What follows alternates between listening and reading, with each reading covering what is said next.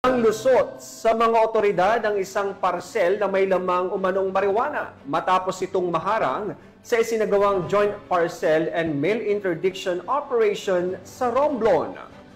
Dahil sa mabilis na aksyon ng mga law enforcement units, agad na naaresto ang suspect na responsable sa pagpapadala ng nasabing parcel. Narito ang report mula kay Patrolwoman Christine Lorenzo. Arestado ang isang itinuturing na high-value target sa isinagawang matagumpay na joint mail and parcel interdiction operation ng mga otoridad noong 5 ng Hulyo taong kasalukuyan. Pinangunahan ang operasyon ng Philippine Drug Enforcement Agency Mimaropa, Romblon Provincial Office, katuwang ang Romblon Municipal Police Station, Philippine Coast Guard at Romblon Police Drug Enforcement Unit. Bandang alas 10 ng umaga naaresto isang 47 anyos na lalaki at residente ng Barangay Poblacion 3, Romblon, Romblon. Ang pag-aresto isinagawa sa Barangay Poblacion 1 sa naturang lugar.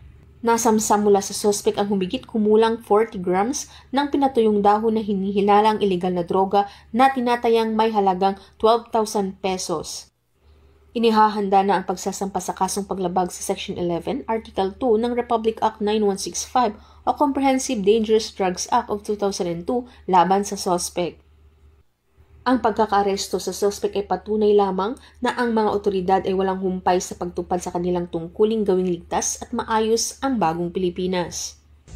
Mula dito sa Calapan City, Oriental Mindoro, ako ang inyong PNN correspondent, Patrolwoman Christine Lorenzo, alagad ng batas, tagataguyod ng Balitang Pulis.